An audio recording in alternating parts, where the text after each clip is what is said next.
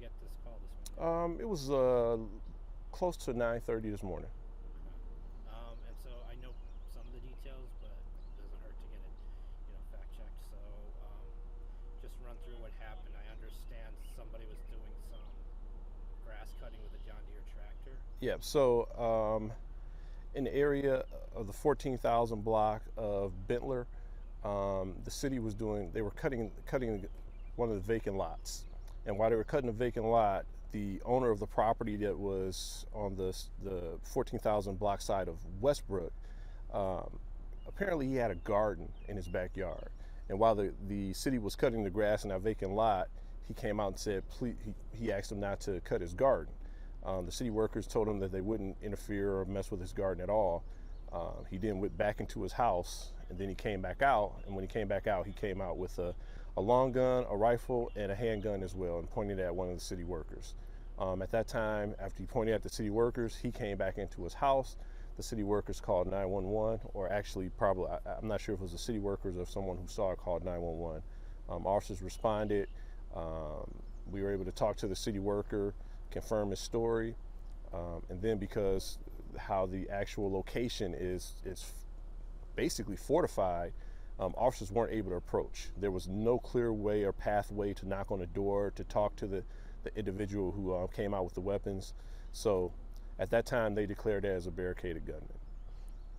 Lasted about two and a half hours. It lasted about 2 hours, 2.5 hours.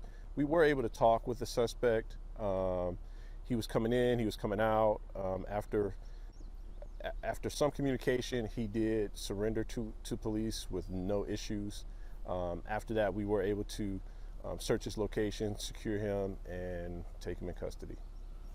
Was there anybody else in the dwelling besides himself? No, he had, I believe, like 6 pit bulls. Other than that, he was in there all by himself. So regarding this, I heard he had quite a few guns. Is that accurate? So I'm only aware of the 2, but we did clear the location and we did recover. I know we recovered the rifle that we talked about, and we also recovered a handgun. I don't know if there was any other weapons that were recovered. Do you know what kind of charges he may face out of this? So right now, we know for a fact it will probably be felonious assault. I'm not sure if there'll be any other charges. We'll see that as the investigation continues. I spoke with the gentleman who was cutting the grass and was confronted. He felt this was also racially motivated. Was that in the report at all? No, as a matter of fact, from the officers and the detectives who were on scene, I did not receive that information at all.